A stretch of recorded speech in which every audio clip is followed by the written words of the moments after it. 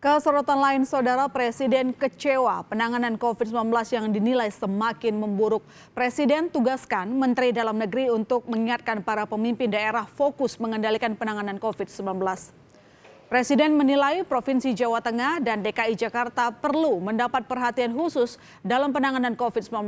Kedua provinsi masuk kategori wilayah yang mencatatkan kasus positif COVID-19 terbanyak. Hal ini disampaikan Presiden dalam rapat terbatas tentang laporan Komite Penanganan COVID-19 dan Pemulihan Ekonomi Nasional di Istana Merdeka, Kompleks Istana Kepresidenan, Jakarta. Kita sekarang ini meningkat menjadi 13,41%. Meskipun ini lebih baik dari angka rata-rata dunia, tetapi hati-hati, ini lebih tinggi dari rata-rata minggu yang lalu. Minggu yang lalu masih 12,78, sekarang 13,41.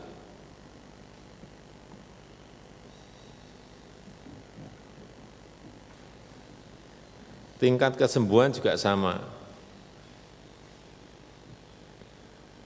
Minggu yang lalu 84,03, sekarang menjadi 83,44%.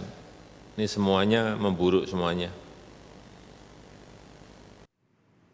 Ya, lagi Indonesia mencetak rekor tertinggi kasus COVID-19 yang telah membuat Presiden Presiden kecewa. Lantas bagaimana dampaknya ke perekonomian dengan meningkatnya kasus COVID-19 di Indonesia?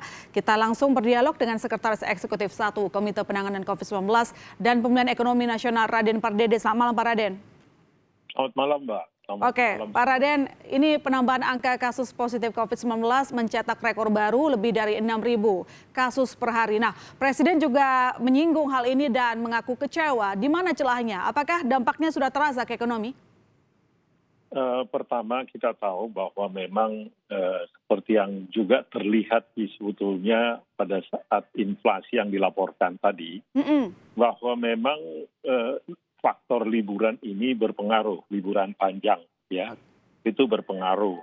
Ya, yang kedua adalah kerumunan yang begitu banyak, apakah itu karena kegiatan komunitas, kegiatan perkawinan, kegiatan keagamaan, memang meningkat akhir-akhir ini kelihatannya disiplin kita itu berkurang.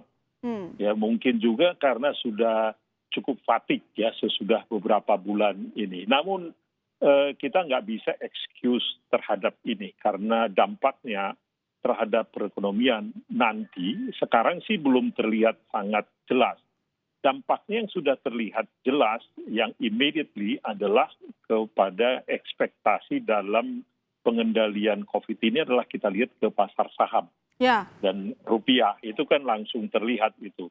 Jadi namanya kalau sudah seperti ini ada alasan kelihatannya bahwa pengendalian kurang berhasil nih. Nah, saham langsung terpengaruh.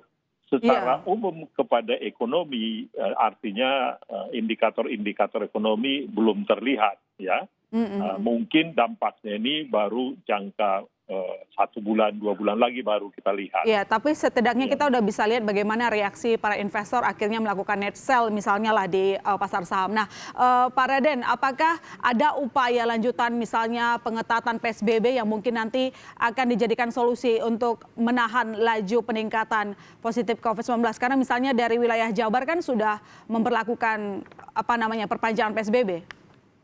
Ya, saya pikir akan selalu ada step-stepnya. Yang pertama tentu yang kita nggak bisa pungkiri apakah PSBB atau tidak PSBB, tapi praktek 3M ya, yang mencuci tangan, menjaga jarak, kemudian pakai masker itu, ini perlu didisiplinkan lagi. Jadi protokol kesehatan ini harus disiplinkan seperti yang dulu-dulu sampai di tingkat Pemda, kemudian yang dulu bertemu dengan Polda, kemudian dengan Pangdam, supaya masyarakat didisiplinkan dulu. Pak Raden, kan soal 3M itu kan sebenarnya sudah disosialisasikan. Faktanya tadi Anda juga mengatakan bahwa tampaknya kita tidak disiplin. Apakah tidak ada maksudnya semacam jurus jitunya gitu? Nah, jurus jitunya seperti yang waktu itu sempat kita naik juga bulan lalu kan, 2 bulan lalu sebetulnya. Terus dilakukan pengetatan dengan melibatkan Pemda, aparat, dan juga Polda, dan bahkan Pangdam.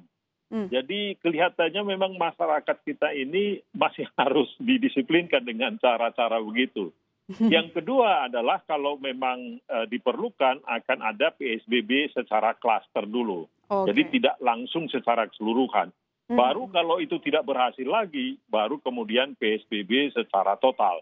Tapi kita harapkan kita harus lakukan dulu yang 3M, ya, kemudian 3T itu, baru kemudian PSBB klaster. Oke, berarti sekarang yang ditunggu kerelaan masyarakatnya disiplin menerapkan protokol kesehatan. Nah, lantas Pak, kalau kita lihat kan sekarang kita kembali ke bahas ekonomi. Bansos kan sudah diberikan ya untuk masyarakat yang membutuhkan. Tujuannya adalah untuk meningkatkan konsumsi begitu. Nah, masalahnya sekarang yang kaya, yang menengah kelas atas itu masih berhemat. Bagaimana cara kita untuk memastikan mereka lebih loyal belanja, tidak khawatir? Memang kelas menengah atas ini agak unik ya. Mereka adalah boleh dikatakan kelompok terpelajar, kelompok elit, dan punya uang pada saat yang bersamaan.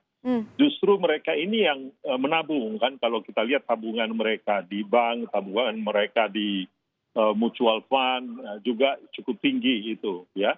Nah mereka ini sebetulnya buat mereka ini masalah penanganan COVID. Kemudian bagaimana kepastian vaksinasi. Buat mereka itu menjadi penting, ya, karena buat mereka punya uang yang cukup, artinya pendapatan cukup, bisa mereka bekerja dari rumah dengan keahliannya, jadi tidak perlu harus dia pergi ke kantor, pergi ke pasar, bisa semuanya dipesan dari rumah saja. Nah, oleh karena itu masalah penanganan COVID secara kredibel dan juga perencanaan vaksinasi, itu menjadi penting. Di samping itu memang seperti yang dilakukan juga oleh beberapa tempat di Indonesia, mungkin paket-paket perjalanan itu bisa digabung dengan paket vaksinasi nantinya. Jadi vaksinasi dengan paket itu. Kemudian juga tentu kalau kita lihat dari sisi kebijakan juga, kebijakan Bank Indonesia kan cenderung menurunkan suku bunga. Ya, jadi ada beberapa strategi yang dibuat di situ. Tentu yang utama adalah penanganan COVID, vaksinasi, kemudian paket-paket wisata yang saya katakan tadi. Tapi juga penurunan suku bunga menjadi penting sehingga mereka merasa bahwa oke, kalau saya taruh tabungan saya ternyata harganya tidak ada sehingga mereka dipaksa untuk belanja dan juga melakukan investasi. Oke, baik. Terima kasih Pak Raden telah bergabung di Berita Utama.